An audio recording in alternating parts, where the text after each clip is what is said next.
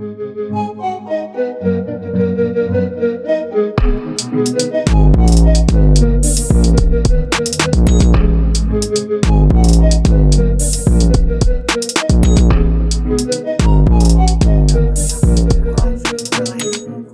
exhausted and we're live.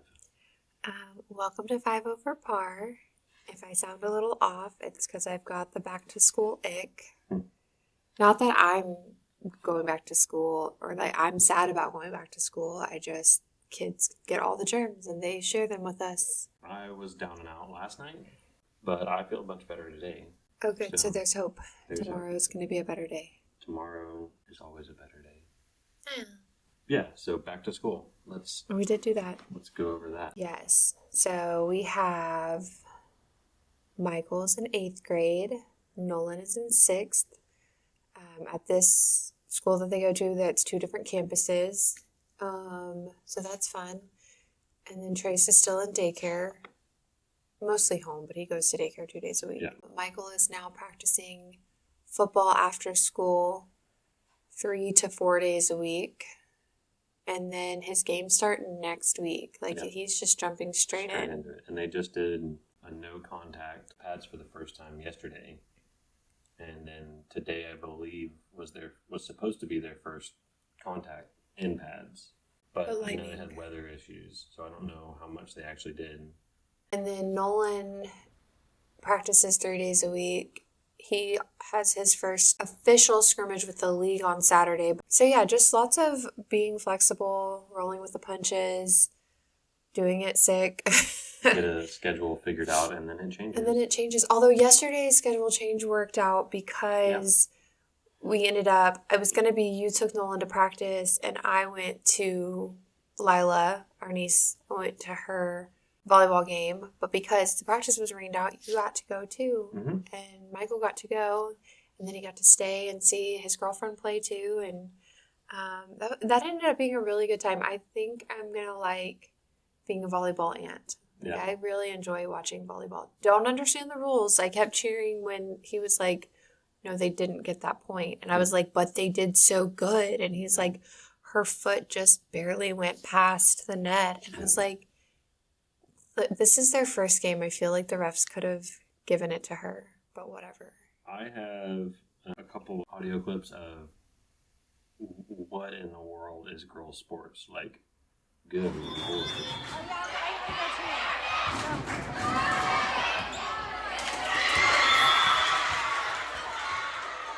When we went to Aubrey's basketball games last year, oh my gosh, these people are wild. No, I thought so. When I pictured going into like football and being a football mom, I was ready for some of the like drama in the stands. But those dads are the biggest cheerleaders I've ever met. They are. Don't get me wrong. There's some yelling at the refs and there's some whatever, but that's with anything. And I had gotten used to that with baseball. Yelling at the umps. That didn't bother me. The dads were such cheerleaders. I was here for it. Yeah. And then we went to a girls' basketball game. And this is the very first one. We were watching the tail end of a basketball game. And it was like younger girls. And there's like hair pulling out there. And there's someone's throwing punches. The dads in the stands that like protecting their daughters, I guess, is probably, where a little bit of that fire comes from. But it's just a whole nother level of crazy fans. Well, I mean, the kids, the refs or the umps or whatever you call them in basketball, were 16-year-old kids. Yeah. I mean, like you're not yelling at a grown man. You're yelling at a kid that has to be there. Or maybe he's volunteering. I don't know. He's not getting paid. But one of them, I give him credit because one of them finally turned around to the same dad, was just like heckling, for lack of a better word. And the kid turns around and is like, you want to do it? Yeah. And the dad's like, you're doing a great job. You're doing and he backed off so quick. And I was like, good for you, kid. Yeah, stand up for yourself. Could have gone the wrong way, though. I think he would have gladly given up his whistle in that moment. He was done. So anyways, girl sports are vicious, but volleyball is different than basketball. Yeah. And it was a lot of them cheering each other on. Yeah. Although these girls are competitive. Yes. And they won. They won both of their sets. And those girls looked so defeated. I guess because they didn't play well, but I'm like, girls, you won. They cheered each other on when somebody missed a serve or, hit it out of bounds or whatever. They were like, that's all right. You did good. You'll get him next time. They were just cheering each other on, and I love to see that. The heart matters more than the outcome. But also they won. They're just rambunctious, like loud. I mean, it's not a small gym. It's the basketball gym. Mm-hmm. And there's stands on both sides, and I mean, probably a couple hundred people in there, but it was really just like the 7th grade, B team and the 8th grade B team, like the other teams that weren't playing, sitting in the stands, like stomping their feet and screaming chants and all that. I mean, it was just a rowdy crowd. Those of us watching it ended up being like standing room only for at least the A teams. I got there late, so I didn't see the others. I'm not saying that nobody watches B team. Definitely not saying that. I'm just saying I missed that. And so whenever we were there, there was like nowhere to sit. Everyone was standing. And it was packed. It was a fun experience. I love being a part of, you just feel a sense of community when you're at sports games. And you and I have always said that about going to like live sporting events. As much as I don't like basketball, being in that environment's fun. Everybody cheering and everybody being excited, and then you start high-fiving the people next to you. And one of the few bad things about football and baseball, your enjoyment is based off of a little bit to do with the weather conditions. Yeah. It's, 80% humidity or something, 90%. So you're miserable sweating and all that, and then all of a sudden, sometime during like mid-season, you don't know whether to bring a jacket or a fan, and then the end of football season is it is wintertime. That's the good thing about basketball and volleyball, and that's pretty much it, I guess. Maybe swimming's inside usually too, but most of the outdoorsy stuff. One thing I do like about the outside sports is that we get to bring our own chairs, and we've got some pretty comfy like fold up chairs. Sitting on the bleachers, it can be rough, and the same thing outside, but for the outdoor sports that we go to, usually we can bring our own. Yeah. We gotta bring the little butt pads for the bleachers. I know if we're gonna be spending that much time in them, it's an investment that's worth it, Yeah, back to school. I guess we're a little over. This a weekend. Is the second week. I like everything but the school part. That's not true. Michael is very excited about one of his classes. He really likes the teacher, and then I was like, okay, well, what's your least favorite? And he thought about it. Like, he tried to give me an answer. And I know one teacher she's like called multiple parents and has written kids up already. And I expected him to say that one. And he didn't. He was like, I don't have a least favorite. I feel like, some of the teachers could be better, but nobody's really bad. That's good. And he's really excited he's like, it's like I never left. He just jumped right back in. Same friends group. Yeah. He did say that it put him at a little bit of a disadvantage with football because some of these kids played together last year. Yeah. And the coaches saw those kids last year, so they know the routes. They know the plays. They know what each kid is capable of. So apparently he's not starting. Oh, no. But he's like, he took it in stride. He goes, maybe it was a bad idea to try to do the private school last year. And I was like, man, I'm sorry, bud. And he was like, no, it's just for now. Yeah. And because Michael's not lacking confidence. He'll grind and learn the plays, and he pays attention really well to the things that he's interested in. So if he is interested in it, I see him catching up really quick. I think so. I think he's going to catch up quick, and he seems confident about it. So I'm sure his friends are gonna put in a good word too, and he knows he's good at it. He just has to learn the plays. Yeah. And then Nolan is not playing at school yet. That'll be next year for the first time. But he's also, this is his first year not playing with most of the same guys. He got picked earlier in the draft, I guess. And so he's mostly with new kids. I think he's got a couple that he's played with before or knows well enough. Knows them from school. No, none of those sound familiar to me. None of the names on the team sound familiar. I think that'll be good for him. Like, it's fun to be with the same people, and it's good, for the team. But as an individual, I think it's good for him to get the new experiences and play with new people and have different coaches that might teach him something different. But he's such an adaptable kid. he's already, he missed 2 weeks early on in the practices, and he's having a good time, joking around with people and competing against them. And I think the biggest kid on his team was, they were doing like half practice today where they had pads, but their helmets, they had them painted, and we were putting them all back together and stuff. So they ran routes and plays and all that, but the biggest kid on his team was giving him a hard, like chirping a little bit or whatever, and he's like, I'm gonna lay him out whenever I get my helmet back on, having fun. So he just hopped right in, and I think it'll be good for playtime too, because his team looks a little bit smaller than the last 2 teams he was on. Yeah. And I don't know if it's kids just not showing up to practice, not taking it seriously, or if the team really is lighter. But either way, I feel like he's going to get more playtime because he's making a name for himself, whereas the other coaches kind of had theirs picked already. They knew the kids. These coaches seem to be seeing Nolan more.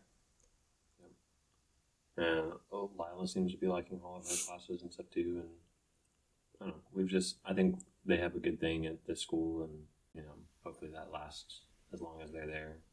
I feel good about them staying busy and staying out of trouble. I feel like they also have a lot of family close by.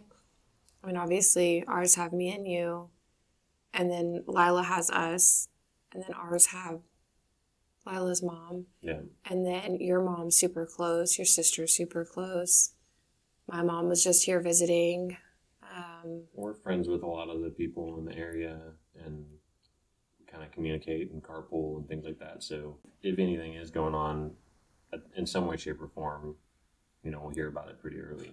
Historically, that's what's happened is other parents will tell me like, oh, this is going on, or I feel like you and I have seen it before, and we check our kids' stuff, and we saw text messages or something we didn't like, people being mean.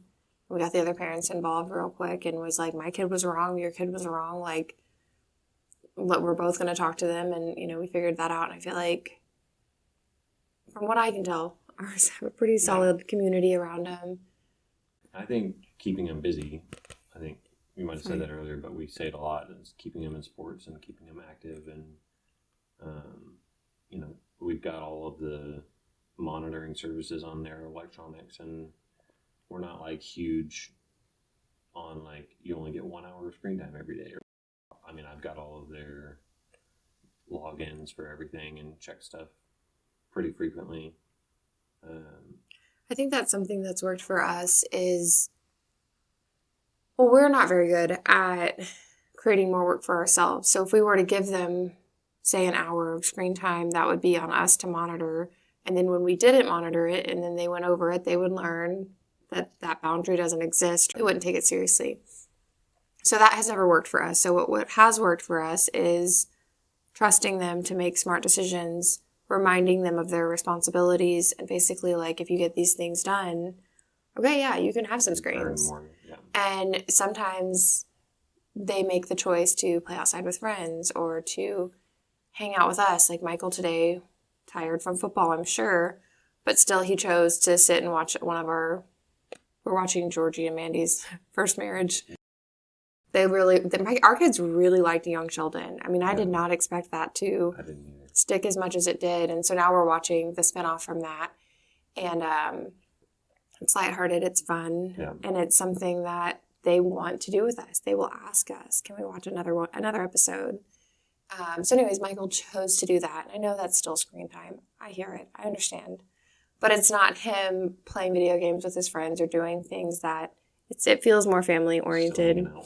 And I will gladly take that opportunity to pause and spend time with my kids. And, with how fast paced everything is these days, those moments are very precious to me, especially when our 13-year-old is asking for that. And then yesterday going to support their cousin's game and everything like that, I feel like we don't heavily enforce like strict screen time limitations, but we do keep an eye on it and keep them busy enough to where it kind of sorts itself out. Yeah. And I think not putting that pressure on it has made it not as like sacred or something they feel like they have to sneak and rush to and hurry up and get as much as they can out of it because they don't know when they're going to get the next turn. And sometimes if you make something so coveted, they covet it. And they're like, this is, and they rush home to it, or they'll put off other things because they're like, I've got to take the screen time while I can get it. And so we've kind of tried to make it like, oh, that old thing, it's not even a big deal. It's, oh, whatever, I didn't even notice. For the most part, I think they do a really good job of kind of self-monitoring, they have self-control. Self-awareness. Yeah, all the words. I think they do a good job of making sure that they get their stuff done and have time for the fun little things that they want to do whenever they can. But, I mean, 13 and 11, we've been kind of harping on them for several years on, like, how to do chores and when to do them and what's important and all that. So it feels like this last year or two, they've, especially Michael's, kind of really grasped onto that and, you know, learned that we're a team and we're not their butlers, you know. Yeah. Well, and I think one of the things that I've said definitely like a couple of times is if they help the family, if they do the dishes and tidy up around, like do their laundry, if they do their things, that frees you and I up to then at the end of the night play that game with them or pour back into them something that they are going to see and notice and feel a difference. Right. And so we're like, it all comes back around to you in the end. Like, yes, you're technically doing the dishes because I asked. But by doing that, I'm now going to be able to do this thing that you're going to ask me for later. Right. But if I have to wait until Trace is asleep and all of this is done and all of this is done, and then I'm spending the last couple of minutes of my free time doing the dishes again, it's just less time I have for the family. More time, more fun time for everyone if we all contribute. I think everything's running pretty smoothly, even with all the speed bumps and scheduling changes and all that. I'm really happy that they're enjoying school. I think we got all the supplies and everything we needed for the most part. Maybe too many. Maybe too many because they both came home with stuff and they're like, why did we get this? What is this for? And I'm like, did you ask all of your teachers if any of them wanted it? Nope. Okay, it's going back to the supply closet and we'll... There was a couple things they maybe gave to the wrong teacher or doubled up on something. Oh, I'm maybe, sure. But I was like, if none of your teachers are sending you home something saying like, ask your mom for this, we're going to let it ride. We did get a Monday morning walking out the door, almost late for the bus thing that they needed to sign the other day. And I was like, look, this is not the time for that. You got this on Friday, obviously. Like, let's. Oh yeah. Was it Nolan? Yeah. That was like, I'm going to call out the kid. I don't know why you're being nice about it. So all last week, every single evening, I was like, hey, do you have any homework? Do you have anything for me to sign? Because I knew there were going to be teachers that were like slowly rolling out paperwork. Not all of them want to bombard you that first day, right. Or some of them are still working out what they need. But sometimes they start sending out bus information, or sometimes they do like a get to know your kid or whatever the case. Yeah. Sometimes they do like assessments to see where your kid is at, and you need to sign where they are assessing your kid. I don't know, but every single day I asked. Yeah. And so I can guarantee you Friday evening, I was like, hey, Nolan, do you have anything for me to sign? And he said no. And then even Sunday, I asked the question. So the fact that he came to you Monday morning, surprised about this thing he had to sign, that kid drives me nuts. I do think I like the Wednesday backpack dump. Yes. Let's go through the backpacks and make sure we're not missing anything. And then you've been calling it a room reset, which is cool, on like Sundays. Yeah. Last like 2 or 3 hours of the day, just kind of make sure your room's in order. You've got everything ready to go for the week. So once in the middle of the week and once before the week actually even starts is just kind of like a good time to... Like I'm like, look through your clothes, make sure you have the clothes you want to wear for the week. If you're going to have some type of special practice or spirit day, like set eyes on those clothes. You don't have to lay out your clothes, but know that you have 5 shirts, 5 shorts, whatever. And then I'm like, that's also when you're checking your shampoo level. That's when you're checking your toothpaste and whatever. Like, are you going to need anything to get you through this week? let's look at it Sunday. Because their weeks are already chaotic enough without having to add lost homework or something didn't get signed. Because they do field trips and things like that too. So making sure all of your ducks are in a row. And that's good life stuff for them too, to prepare for, you know. That's kind of what I'm after is things are going to be hard in life. And if you can have like this default setting of like, okay, for the most part, I try to just make it on my own. For the most part, I wing it. But when things get hard, if I need to have this tool in my back pocket that I can pull out and use and get me through the hard times, like I am not normally very, like, it doesn't have to be regimented. For the most part, I can go with the flow. But when we get into these busy, chaotic seasons of our life, the smallest little like change in my schedule can just derail my entire week. Yeah. Or you've got it all lined up and you forget one minute detail and it like changes your whole plan, you know. It changes my whole plan. Or I tend to, that's when I fall apart and I'm like, man, I'm failing everyone. I'm failing everywhere. But for the most part, I can go with the flow, and I feel like that's how Nolan is. He's very chill. Like, he is very chill. But you catch him on a day when he's a little bit more in his head or something like that. Suddenly this kid who doesn't look like he needs a schedule. Right. He does, but he doesn't show it. He's very chill. I will say, for the first time when we went to my aunt's thing over the weekend, he was very like, what are we doing? Where are we going? Who is it for? Why are we doing it? You know, like it felt very Michael. It did. I think he's getting that way. And again, I think it has to do with the season. I think it's because he's got football, he's got school and due dates, and he's thinking about all of these different things because he'll randomly start telling me something that he's got going on at school, and I'm like, oh, he's thinking through this project. Like, oh, he's thinking through some of these things. So he cares a lot. That kid cares so big. Yes. And so, yeah, he was like, what time are we going? What time are we going to get back? How long are we going to be in the car? And are we going to eat there? Like, what are we going to do? What do I need to, why am I dressing nice? Which is really funny to see. And I think it's a little bit too an age thing because his brain's starting to develop a little bit more. Because Michael went through that, and Michael still likes to know things, but he's chilled out a little more. And he'll just like, whatever, are we going now? Do I need... What do I have to wear, and when can I be back to game? Like, when do I tell my friends I'll be back? Yeah, Crocs. Whereas, now, because he was our anxious one at least a year or two ago, but so around that 11-year-old age. That's a good point. So I think that's the frontal lobe or something. I don't know what it is. It's a hard age. I mean, I think that's when you're like switching from, it's like you start to see the world a little bit more, and you start to see like, you're like, where do I fit into here? So for so long as a kid, all you see is what directly affects you, and what you're not necessarily seeing how you affect the world. Right. And you're not necessarily seeing, how do I fit? Yeah. Like when you hit like 11, you start to see these cliques form, where you start to see these people have this at their homes, but we don't do that at my home. And maybe that's religion, or maybe that's sports, or whatever the case. You start to see like, where do I identify? Who do I identify as? Right.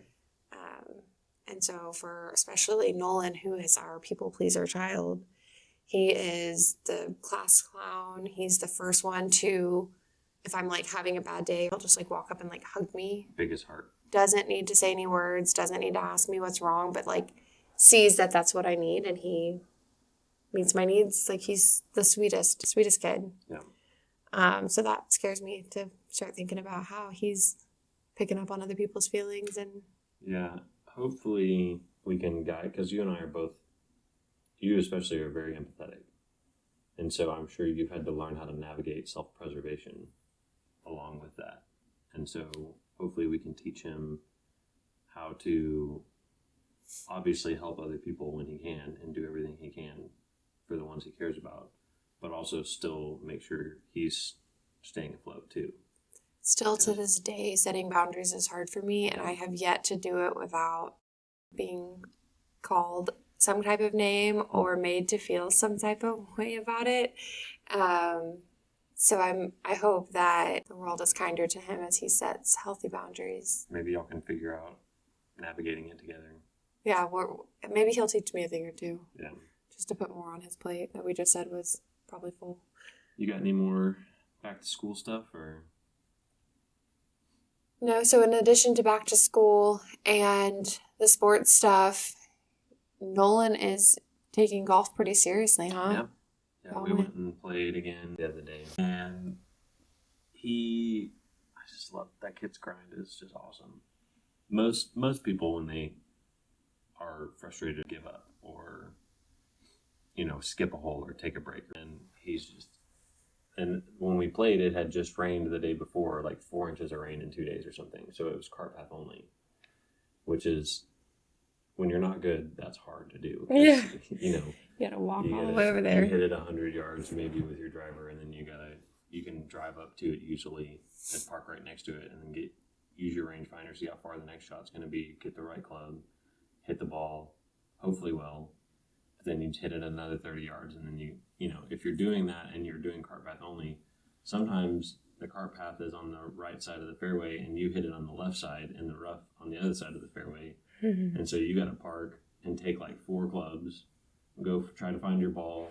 So well, no wonder you were saying there were like timing issues. No wonder. Yeah, I didn't realize that. That's a pretty big. Yeah, we were a twosome, and we got paired up with another twosome, and we played 7 or 8 holes with them, and then eventually they were playing better than, or faster than we were or whatever, so we let them go ahead while we finished up that hole. They went on to the next one, and then we had another twosome behind us.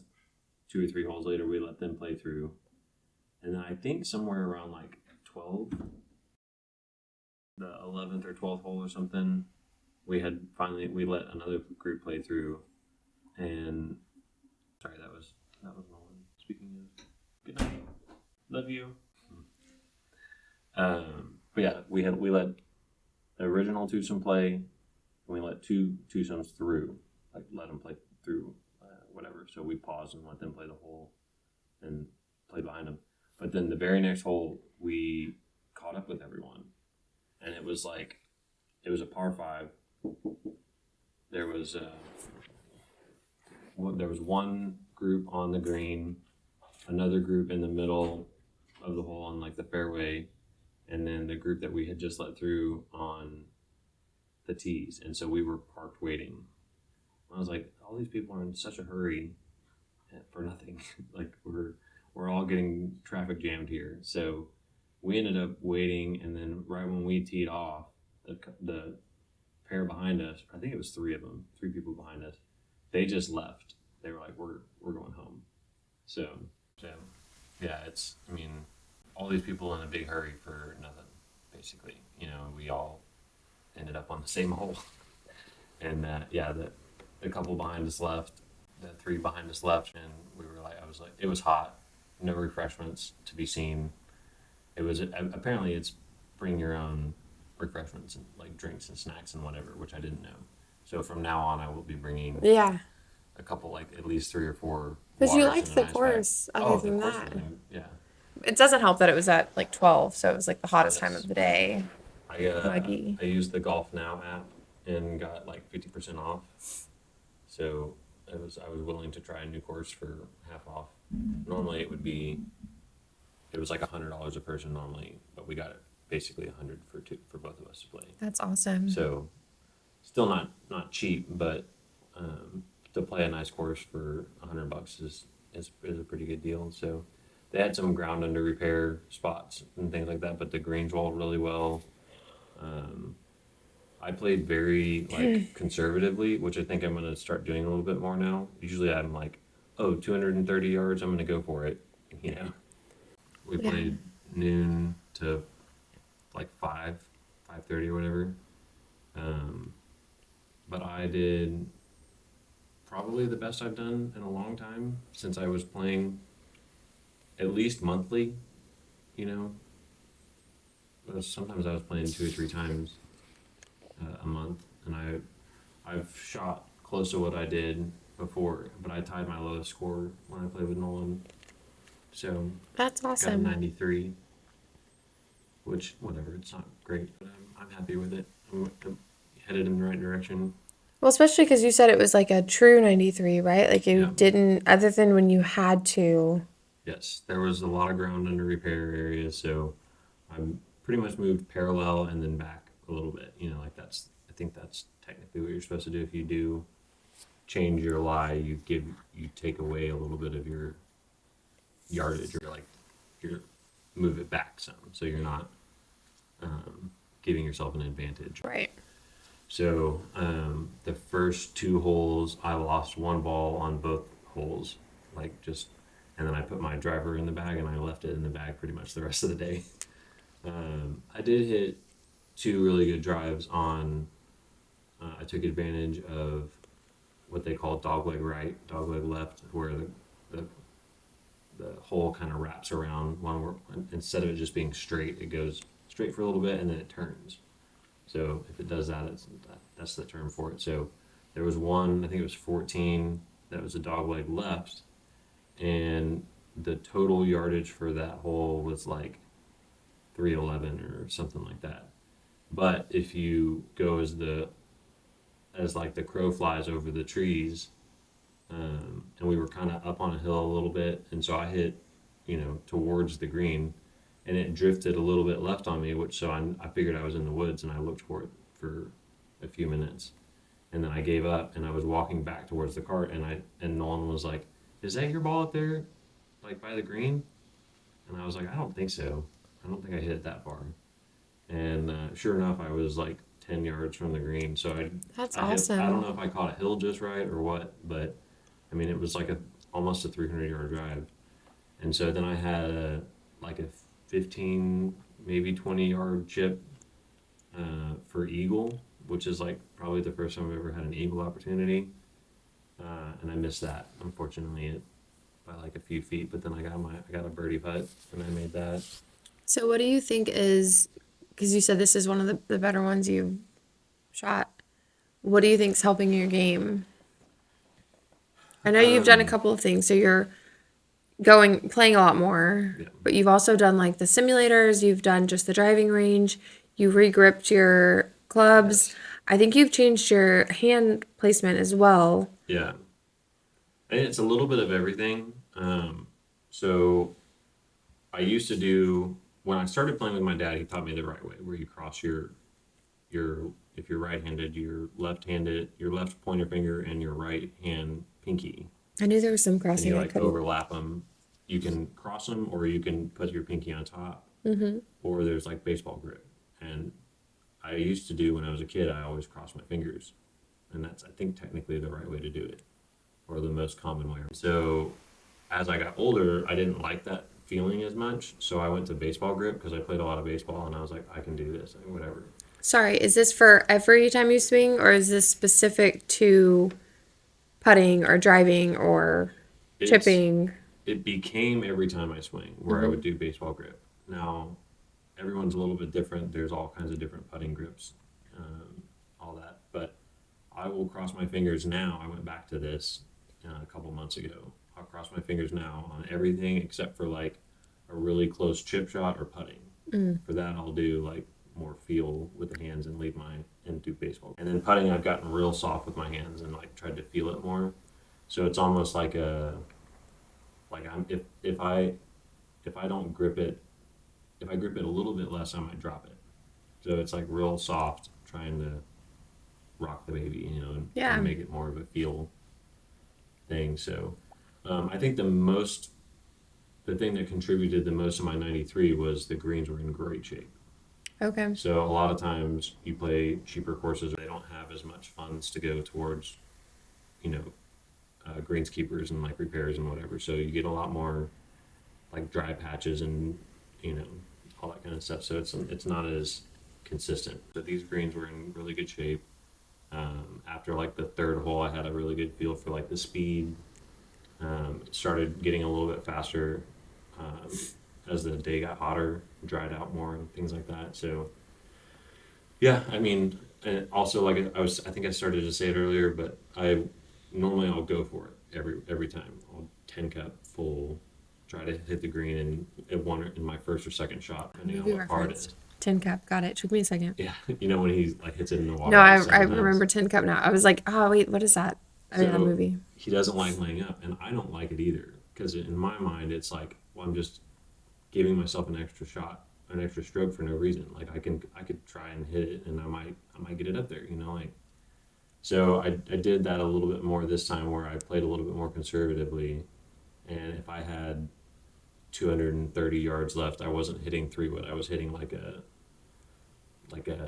7 or a 6 iron maybe, and just getting it up closer, and giving myself a better chance to be on in 2 or 3, and then 2-putt. Like get a more accurate 2-putt, because if you hit your 3-wood and then you go over the green or to the right or the left of it, then you're chipping anyways. So that's 3 strokes on a par 5, and then maybe you don't get your chip very close, and then you're 3-putting. So you're costing yourself. Whereas if you hit 3 and your third shot is a 9 iron or a pitching wedge instead of whatever, you just get it closer to the hole, hopefully by the third shot, and then you might even only 1-putt. You're giving yourself a better chance later on. So I did a little bit of that, and then getting that was my only birdie on 14, so that helps obviously. But I don't think I had any triple bogeys. I think everything was, I had Massive improvement from your yes, last one. Yes. Yeah. I don't know. I was just more responsible this time, I think. So yeah, it was good though. Felt good to break 100 even was nice. Now, if we were televising the whole thing, maybe it was like a 94 or 95. Maybe I missed something, but even that is a vast improvement from what I've been doing. So I think just playing more responsibly is the biggest factor. For sure. No, I think that's good.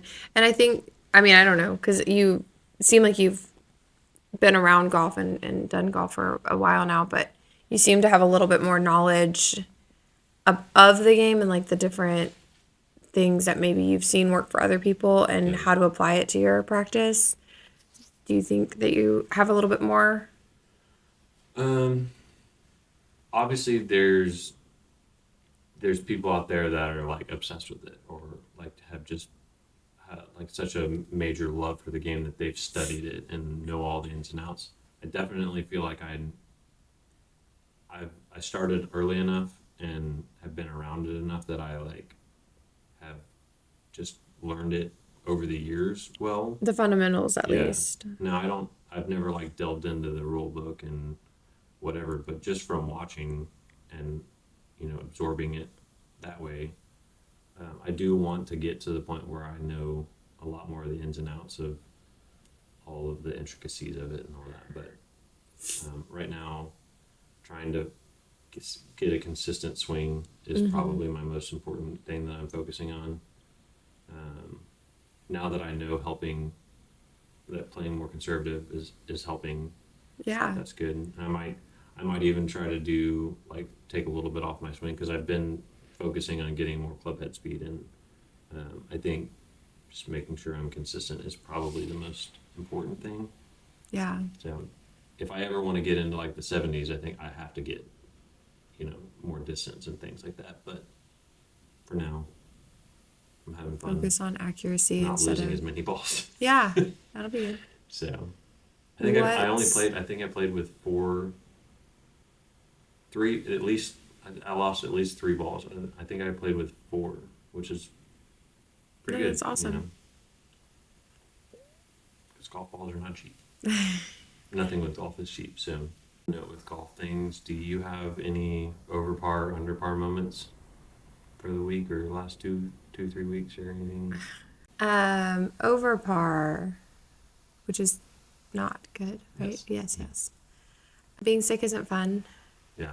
It's really not that bad. It's just like the naggy cough and the headaches. I know Nolan and I had a little disagreement. He rolled his eyes at me, and I about took his head off. Yeah. I probably could have handled that a little bit better, but at the same time, He probably could have handled it better yeah, too. don't freaking roll your eyes at me, kid. Yeah.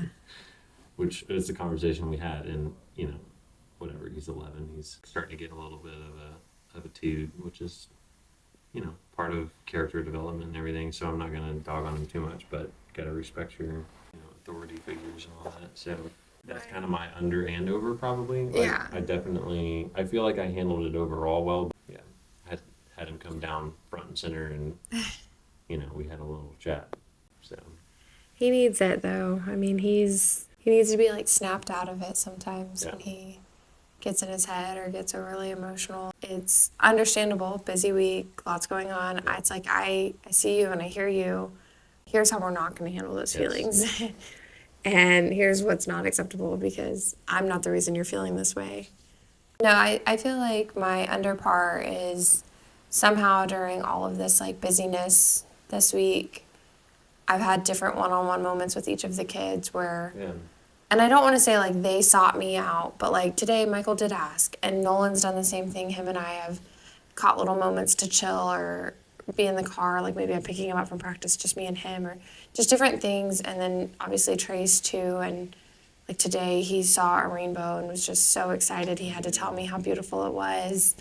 And little moments like that, whenever things are so crazy and so busy, I've said it 1,000 times already, but I always appreciate those moments that snap me out of it and tell me to slow down and see it through their eyes, see life through their eyes, or, see that our big kids still want time with mom. yeah, Even Nolan today, he was sore from football and he asked to take a bath in our bathtub. And there's something about that layer of comfortability that they have. I don't know about you, but like it was like you don't go into your parents' room and like that's their space. And I would never. The fact that they will come in here and we'll have like talks and they'll be like, "Can I just crawl into bed with you?" And it's not something we don't co-sleep, we don't do any of that, but they still feel comfortable in their home and comfortable enough to ask to use our shower, our bathtub, and it's like a perk to them. It's not something they do all the time. But I love that safety, that our space is safe to them, yeah. and that we are their safe place. Life is pretty good. It really is. Do you want to do some rapid-ish fire questions, or? Yeah, I was, sorry, when you were talking earlier, before you asked me a question, I was going to ask you, Oh, yeah. what's next for your golfing? Like, do you have something, a tee time scheduled or a plan in place to golf with Nolan, with Chance, yourself? I don't have anything on the books. You changed work locations. Are you still close to a driving range? You used to be closer to a place. Not that I know of yet. I am closer to where Chance lives. So we have talked about Friday after work or something every once in a while. Go play 9 at least or something. I'm sure there's got to be driving ranges somewhere. The cool thing about the other one was it had the shot tracker system. Mm-hmm. So for like $5 more for a bucket, you track all your shots, which was cool. You got to see all the ball speed and all that kind of stuff. Driving range plus simulator. Yeah. So it was outdoors. It was still on like artificial turf or whatever, which it has its place. Especially if you're like struggling, it's easier to hit off that. So it gives you a little bit more confidence. But at the same time, it's also not realistic. So off the tee is fine on turf, but really if you're going to play, you want to hit on the regular ground because it gives you more realistic feedback. Yeah. But yeah, I don't know. I definitely want to keep my schedule available occasionally to do something for sure. Yeah. I know your buddy offered for me to play Sunday as a backup if someone else wasn't able to, which they ended up being able to. So Nolan and I still got to go, which was good. But I almost played 2 rounds in one day. Yeah. But yeah, this weekend I know Nolan has opening day for his league, and then Sunday we do the draft for the fantasy football, right? Saturday we're doing the NASCAR Oh, that's what it is. race where we figure out what our draft placement is, which is kind of fun. We were each assigned a driver to determine if whoever's driver wins or however our drivers place, that's how we That's our draft order. draft. Yeah. So that's a really fun way to do that. So that's Saturday that there's the race, but there's also Nolan's opening day, so we're going to be jam-packed. Checking the race on our phones probably. Probably. But our actual draft is not until the next weekend. So like, it's the 30th, and then I've got the other one on the 31st. Okay, yeah, you're right. I Or have to check Nolan what and I have date the it other is. one. Okay, so yeah, so Sunday you're technically open. We'll see what happens. Free. When is the next golf thing that we do with Chance and Stacia and Jenna and I think Jacob? we're pretty much done, Okay, unless we great. want to do another one. Because all the majors are done. All the majors are done. The FedEx Cup was 2 weekends ago, and then the BMW Championship was this past weekend. And there's one more after that. My brain's not working, but there should be another one this weekend. That's like the top 30 players, that's the one where whoever's got the most FedEx Cup points starts 10 under or whatever. Scheffler. Yes. Yeah, we all knew it was going to be. He didn't even need to win this past weekend, and he did anyways. Yeah, I feel McIntyre like that's had kind of rude. Like, if you don't even need it, let someone else. yeah, right. Because it would matter more to them. It could make a difference in where they rank. It's not going to make a difference where you rank. No, he was going to pretty much end up number one no matter what. So, McElroy is still 2. I honestly, we've been so busy with other stuff. I Yeah. have not. I meant to watch Sunday at some point, and I haven't. So I haven't been wanting to check the finals, but I assume he's either 2 or 3. I mean, he had a pretty decent. I think Scotty had like 5,000 points, and Rory had 3,000 something, and then everyone else was like in the 2s and That's what I think I saw too. 1,000, so 1,000. So unless McElroy just completely fell apart, which he has a tendency to do, in the clutch. So, but I know McIntyre, the Scottish guy, he had like a 4-shot lead, or maybe even like a 6-shot lead going into Sunday. And when I looked at the score early on, he was 4 over through like 5 or something. Oh, wow. And then Scotty was in first. So I think he ended up falling apart. But I think he still moved up to like 8th overall or something. So, All right. yeah. We'll see. TBD on playing. TBD on hanging out with everyone. It's football season, guys, so Time to switch gears. yeah. Rapid fire? Yeah. What you got? It's never rapid. Oh, but it's always fire. I'll just do a couple because we're already at like an hour or so. Which kid is most likely to forget their shoes for a game? Nolan. No, 100%. Michael's going to just wear his now. Like, I feel like he doesn't switch shoes anymore. Like, he is to the point where he's just efficient and he just has them on. Whereas Nolan will wear slides so that he doesn't wear out his cleats. Yep. But then he will leave his cleats. Yep.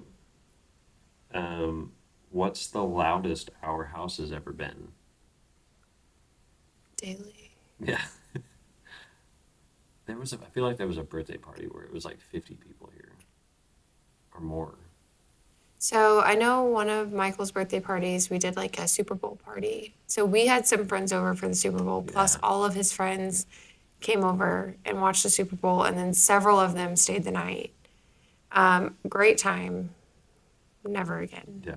Never again that many kids. We usually have Thanksgivings and Christmases and stuff here too, so that Yes. gets pretty loud. But I think Because it's all open, and so while that's super great for entertaining, it's also very loud for entertaining. yes, and we did tile throughout on our whole first floor because we have 3 boys, and I was like, oh, tile would be good because it'll bite back, right? They won't destroy our floors, and it has been good, but it does echo a little bit. So. We've been putting rugs on rugs on rugs everywhere, so we're trying. Yeah. Who's more competitive? Not me. Out of the kids, Let's go all 5 of us, because if it's just you or me, it's you. all 5 of us, who is it? It might be Michael. Really? Trace is giving him a run for his money. Lazy. I think it's Nolan because Nolan's got the hustle. Yeah. He doesn't get as butthurt with a loss. So if we're going with that, Who wants to win the most, I guess, is Michael. I know, but Nolan puts in the work to win. Yeah, Nolan's just quieter about it. that's true. Whereas Michael will beat himself up. Lila will beat herself up over a loss. And they're for the most part, also humble winners, Yeah. but they are sore losers. Yeah. Don't know where they get it from. Couldn't tell you. You like to win, baby. Yeah. All I do is win, no matter what. Okay, last one.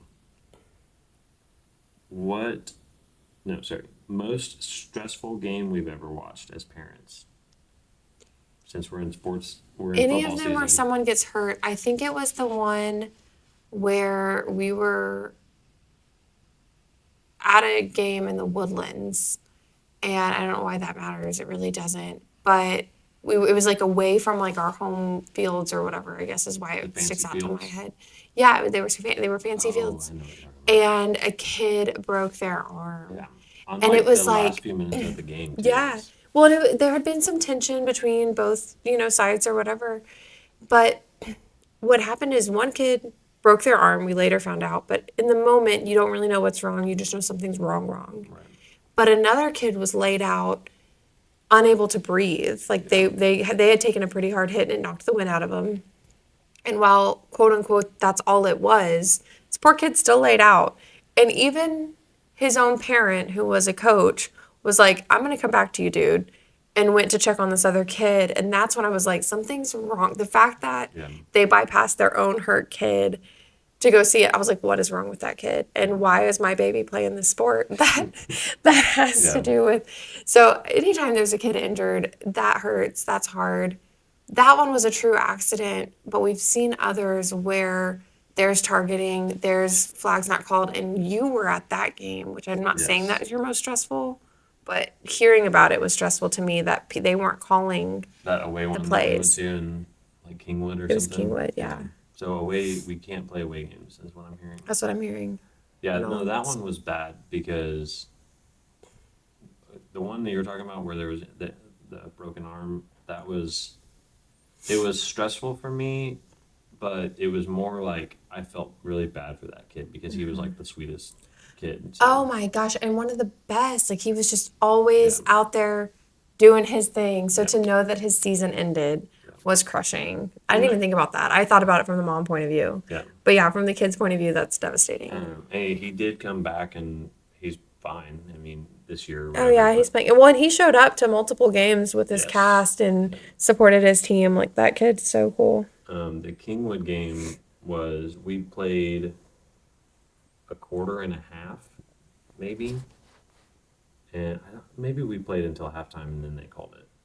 But Oh, our that's my coaches- favorite. Our coaches were like, "We're done. We're not going to play anymore." So they forfeited the game because it was getting so bad. There was like, Helmet to helmet, because one of our kids had just had been put on concussion Yes. protocol, and then they kept doing things that were risking concussions, and that was when our coach was like, "I'm not doing this." yeah, I'm trying to remember who it was. Someone got horse collared. I was tending the flags on the side, so I was right there on the sideline, and this kid was trying to get the first down, and another kid like came up, off to the side, kind of behind him, and like grabbed him by the horse collar and just like ripped him down, like right in front of the ref was like right next to me, and no calls, no flags, nothing, and that was like right before halftime was up, I think, or right before, yeah, and the parents were pissed. I mean, everyone was like,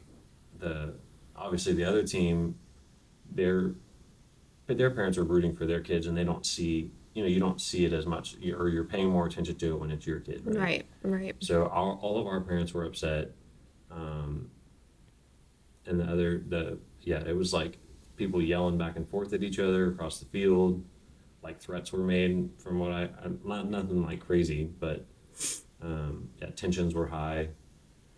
I'm really glad we left that game and didn't play another half because it might have gotten pretty bad. So Understandably so. Mess with my kids. yeah, and I'm a non-confrontational person, so I've gone this long without getting in a fight physically, and I would like How to many keep it years? that way. 36 years, something like that.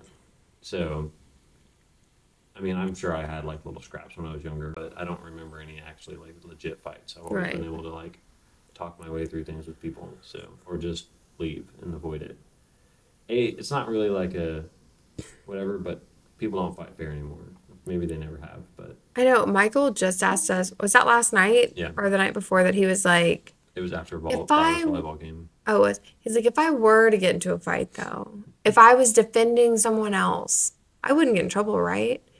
And I'm like, whoa, whoa, whoa. There's a little bit more to it A though. lot Like, more you to it than can't that. just go looking for a fight or looking for someone to defend, or, I mean, if you're de-escalate first. If you Yes. try everything you can, or if there's a clear underdog, somebody's getting beaten up and it's somebody little Try or and break it up younger or first. whatever, yeah, de-escalate.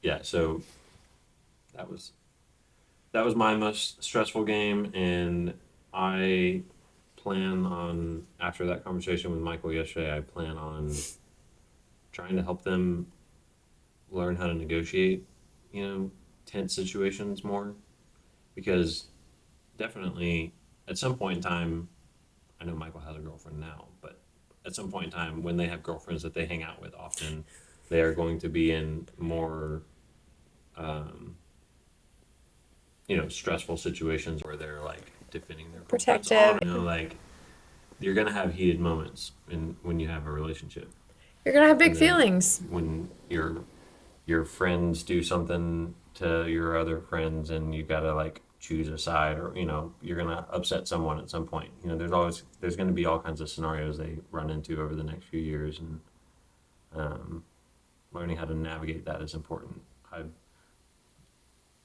Nolan is not non-confrontational, Yeah. and Michael doesn't like losing. So I definitely need to work with them on a little bit more of that, because if they are not kind of guided in the right direction, it could go the wrong way. Right. So, and people don't, like I said, people don't fight fair. Everyone's got a pocket knife, or God forbid, like a gun at school, obviously, and you don't ever want to like give someone a reason to do something to you. You always want to try and, let's calm down, let's talk through what's going on, or just leave. Just leave. Just So- walk away. That's pretty much it for me. How's other than being sick, you go back to work tomorrow, huh? Yeah. It looks like a decent day. Are you scrubbing in again anytime soon? No, I haven't been since the new doc's been there. We've been busy, so Yeah. it hasn't been as easy to do that, to double up staff. But that's pretty good though. I feel like it's been good to learn a new doctor, a new way of doing things. Scrubbing when I can. I did help break down a table the other day, so like do a little bit of getting my hands dirty. And you've been liking the new hood, huh? Yes. It's significantly better for my work-life balance. I feel like I clock out and drive home, and I'm like clear-headed, and I'm not frustrated about something. So that's been good. Good. Yeah. Well, it's new. I'm learning new. Some of the trades are the same, but there's different field supervisors. Like learning, learning new people is always. I think we've talked about this too, where we both like a little bit of change sometimes. Yeah.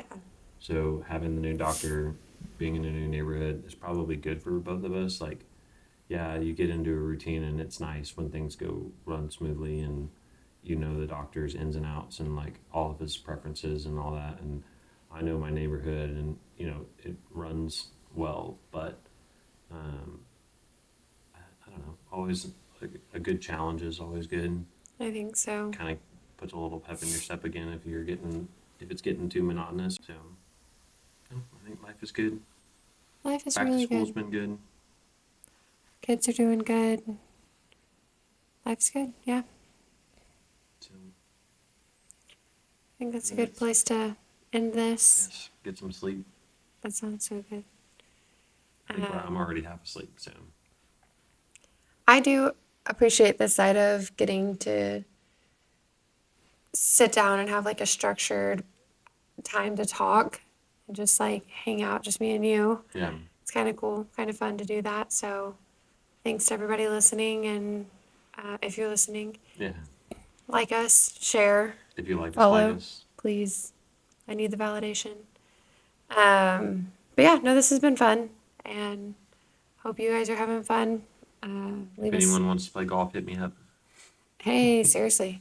Yeah, and leave us comments and give us suggestions for more things. But this one was just kind of like a let's catch up, let's see where we're at, because there's been a lot happening. So turns out we had a lot to say. We have a couple episodes coming up that are in the queue. They're getting edited and everything, trying to finalize some of those. Editing's hard, guys.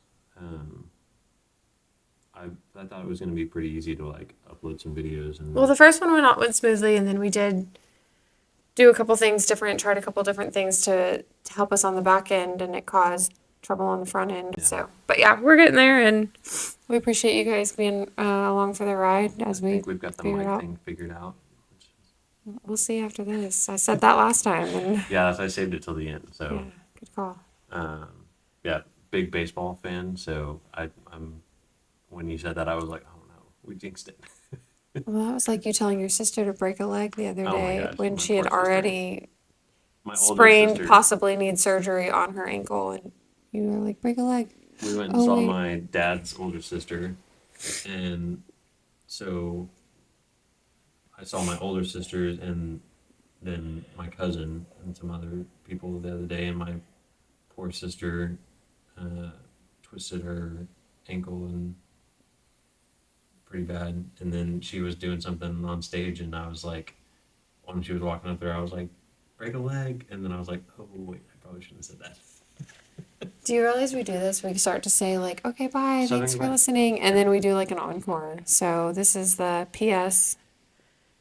And but for real, guys, we're gonna go to sleep now. We just like talking to each other. And you guys are cool too, or whatever. Yeah. All right, cue the outro. Thank you.